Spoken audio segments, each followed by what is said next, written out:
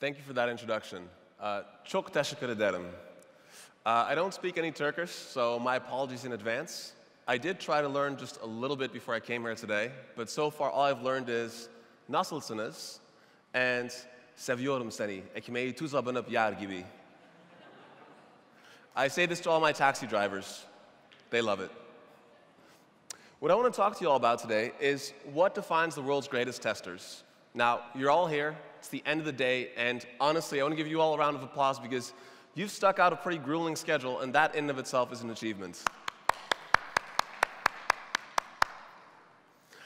What I want to share with you, now that you've had a chance to see from some of the world's best presenters what they see in UX and design, is to share some of the key principles that defines the world's top testing organizations.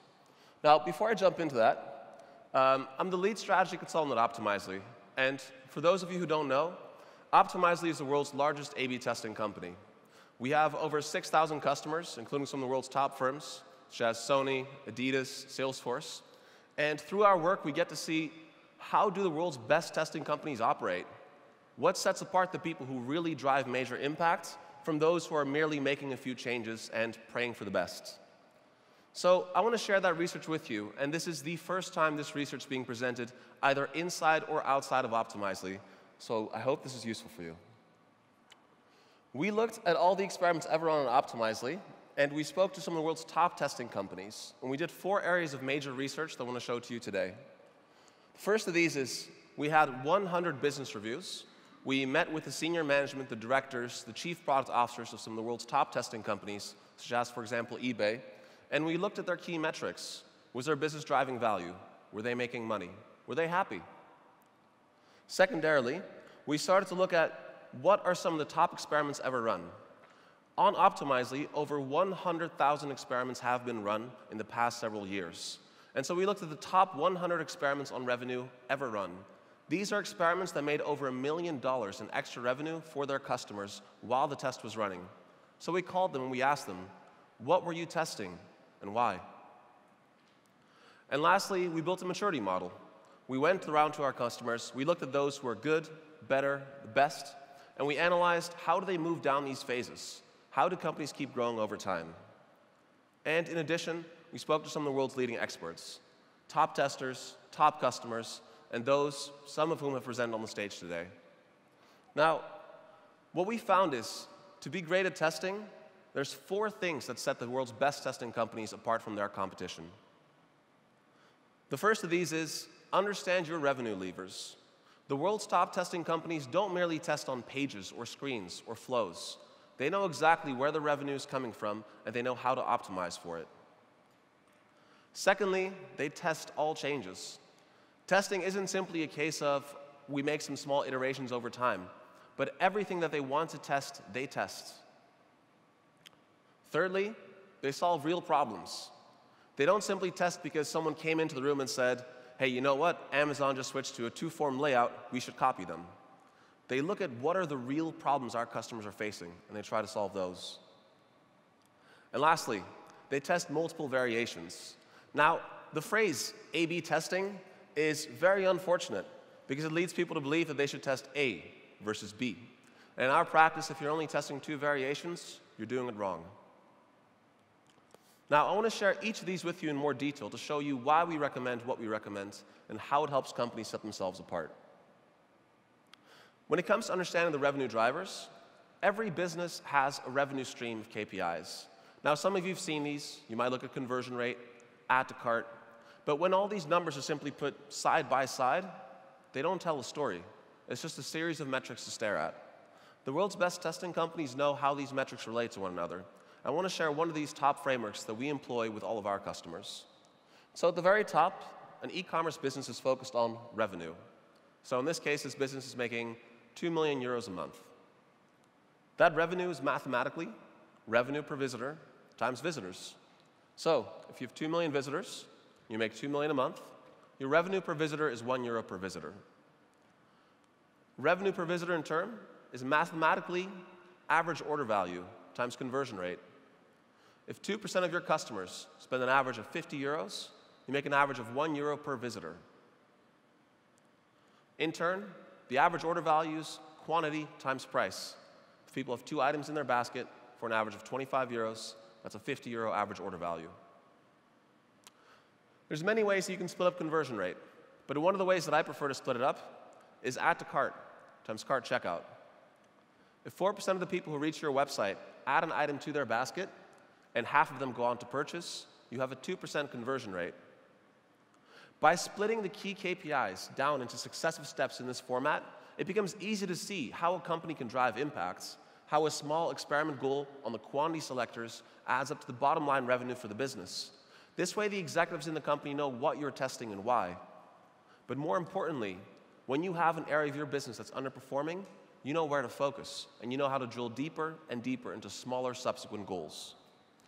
And visitors, lastly, are user acquisition times retention. Now, when you take these metrics, you ask yourself then next, I know what my problem is. The cart checkout rate is far too low. How do I then act on it? What we recommend is to think around creating a concrete strategy for each of these. So when it comes to the cart checkout rate, there's many tactics that you can employ for optimizing this. The one that I prefer is to split up into a few tiers. You have the goal. We want to improve the cart checkout rate. You have the strategies. What can we do to improve that cart checkout rate? There are 6 that we commonly see drive major impact for our customers. These are emphasizing the primary call to action, minimizing the distractions on the page, communicating the unique selling points of the business, designing intuitive navigation, marketing products effectively, and lastly, building a sense of urgency. For each of these strategies, there's different tactics they can employ. So if you want to emphasize the primary call to action, and you, for example, think the issue is the size of the button. It's too small. So you decide to double the size. There's only 3 possible outcomes for your experiments. Either conversion rate goes up, it goes down, or it stays neutral. Now, most people prefer to see conversion rates rise. If conversion rate goes up, of course, we're all happy. But what we also notice is companies don't understand the value of watching conversion rates drop. If you run experiments on the size of the button and your conversion rates are actually reduced, that's a great signal that your customers care about that button. Because if the conversion rate goes down from a change you made, it means you struck a nerve, but you haven't learned how to affect it properly. If, on the other hand, you see conversion rates don't move at all, it tells you you're focusing on the wrong strategy. If we double the size of this button and nobody responds, we shouldn't be focusing on the primary call to action. Perhaps we can look at how to market products, minimize distractions, communicate unique selling points, or any of the other strategies. In this way, companies have a system not only for understanding where do we focus as a brand, but what do we do with the input from our data. Now, the second thing I want to share with you is you should test all changes. And this is something very important. Just a quick check by show of hands. How many of you have ever run an A/B test or been involved in one? Seeing a few hands raised. How many of you have suggested an A/B test and been told, we can't do that, that's not part of our brand? Seeing quite a few of you. Now, this is something we very commonly hear. When you think around testing, there's a spectrum from low freedom to high freedom. I had a customer, and they were a financial services company. The average order value for them as a business could essentially be expressed in hundreds of thousands of dollars. But they were terrible testers, because as their top tester told us, every change we make for our website has to be approved by our senior staff. And what I mean by that was this tester had to print out the variations he was proposing, print out a list of all the signatures he needed to collect, then walk down the departments, schedule meetings with all the managing directors, all the VPs, and collect 15 signatures for every single experiment. Needless to say, this customer left us because the culture was not conducive to testing. However, the customers of ours who are very successful, they give themselves freedom. Another customer of ours, they say, our brand style guide is key. We cannot make any changes that don't fit with our design work. Now, this is common for most businesses. There's a brand guide, there's a corporate identity, and you have to stay within the confines. If this is how your business is today, that's fine. You can test. But to be truly exceptional, to truly set yourself apart from your peers, you need to take risks. A great example of that is from another customer of ours, a travel company. The highest freedom I've seen from any customer. We would change our company logo if it converted better.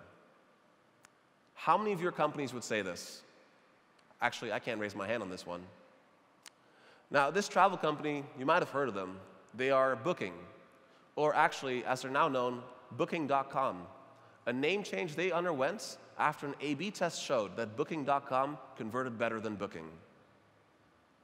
It's this degree of freedom that has allowed Booking.com to have a conversion rate of 6.6%, more than twice the average of the travel sector. It's this degree of freedom that allows them to say, we can change anything that we want to if it improves the bottom line of our business. If you are bound by the rules and the regulations set forth by all the people before you in your company, you can't arrive at new conclusions. To be a good tester, you need to be a maverick.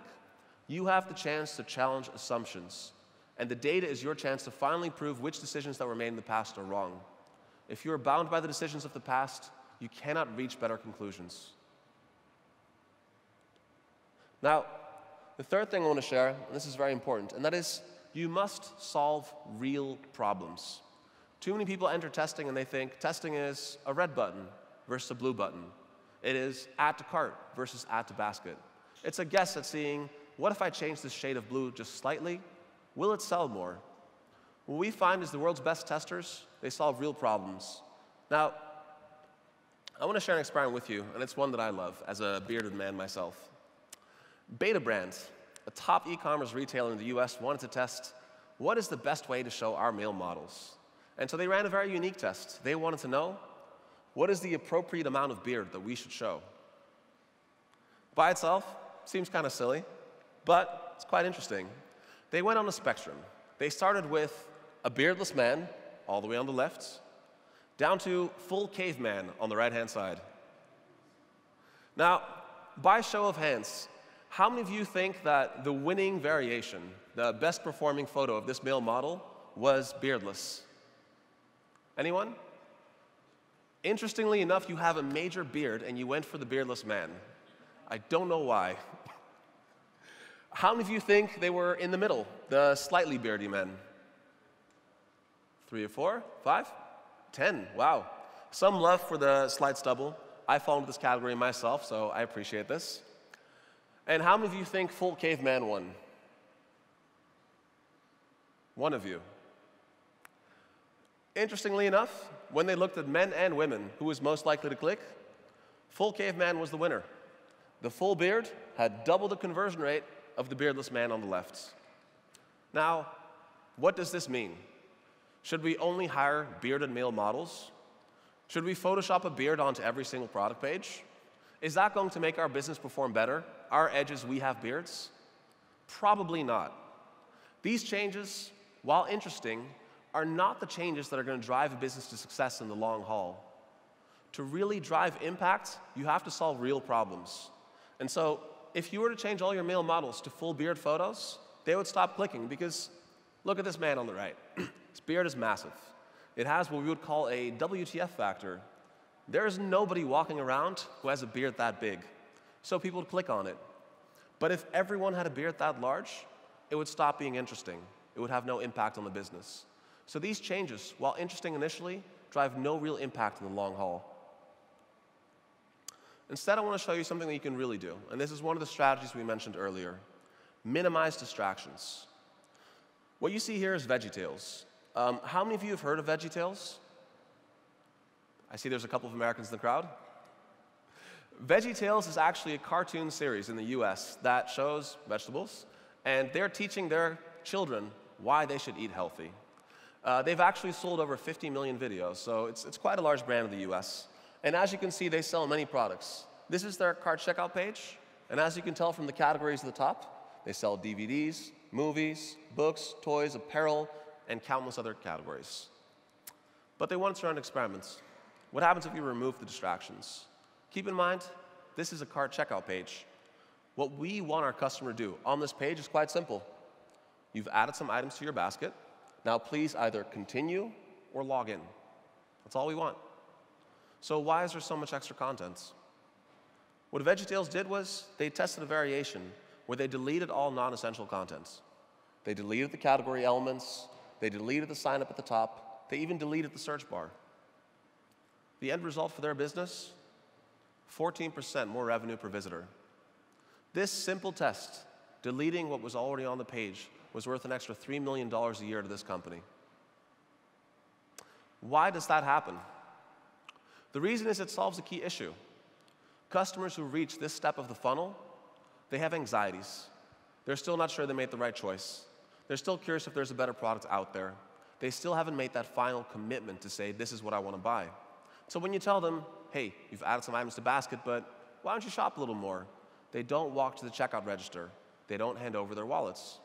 When you delete that choice, you tell a customer quite simply, clearly you found some products you like, how about you purchase them?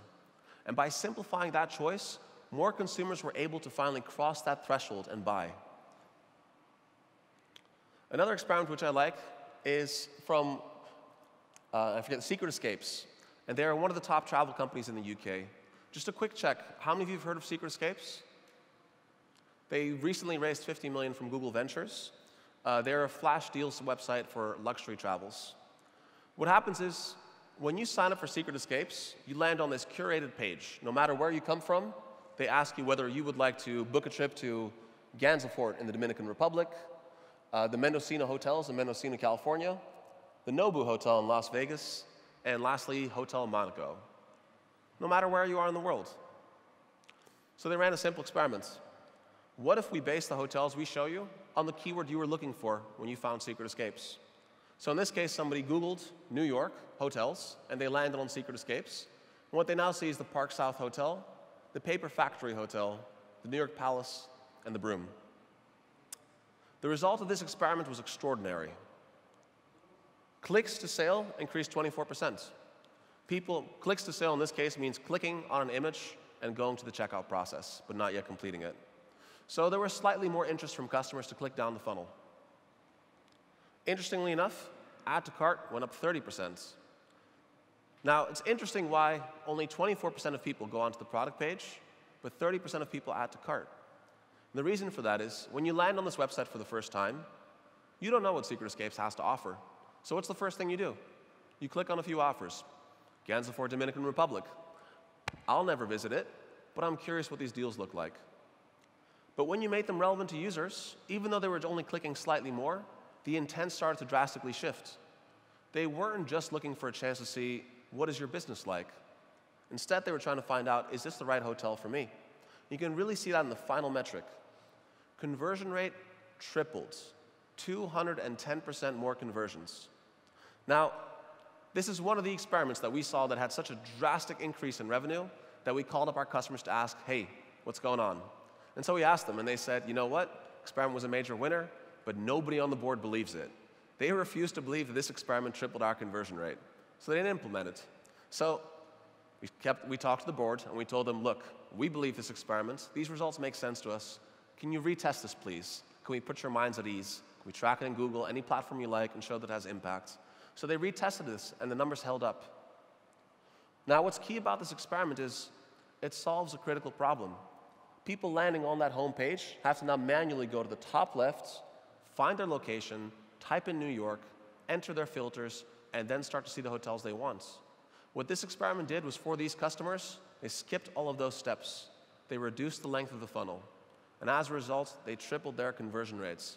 The biggest uplift this company, or in all honesty, of any companies that I've seen, at least ones where their conversion rates were this high to begin with. The format here is very important. All great hypotheses begin with a problem and not a solution. They identified a problem. People were spending too much time trying to find the necessary hotels. They weren't clicking through on relevant products, and then started to add the solutions in. This is really critical. Most people who start testing, they have a simple process. I want to test different color buttons. They run that change, and as a result, they only have 1 or 2 variations. The world's best testers don't look for solutions. They look for problems. Then they try to solve those. Now, the last point of advice I'd like to give you is to test multiple variations. A/B testing is unfortunately a bad way of profiling an industry, because the problem with A versus B is that it only has 2 variations. A better test, in my eyes, would have 4 variations, A, B, C, D, if you will, but A, B, C, D testing doesn't roll off the tongue. The reason I bring this up is at Optimizely, we looked at every single experiment run on our platform in the past 6 months with over 10,000 visitors. This is well over 100,000 experiments that we were looking at. Now, as you can tell, two-variation testing is by far the crowd favorite. 65% of all experiments run on Optimizely only have 2 variations. 17% have 3 variations, and 17% have 4 or more. This is very unfortunate, because when you look at the win rates, an experiment with 2 variations has a win rate of 14%. An experiment with 5 variations has a win rate of 27%. If people changed their behavior and they started testing 5 variations instead of 2, they would double their win rate. That is a huge impact to the business. But not only that, when you test more variations, you have more opportunities for a true breakthrough. With 2-variation testing, you're only testing one idea someone proposed. But with 5, you test a safe bet, what the consultant said or what the managing director asked you to do. You test a change on that, a slightly crazier idea, and a shoot-for-the-moon idea. And in that mix, there's an opportunity not to have a 1% uplift, but a 10% uplift. So what we found is that people who tested 5 variations not only had twice the win rate, but they had substantially higher uplifts as well. So in conclusion, those of you who want to be the best testers in the world, follow these 4 steps. Learn your company's revenue levers, test all your changes, solve real problems, and lastly, test multiple variations. Çok teşekkür ederim.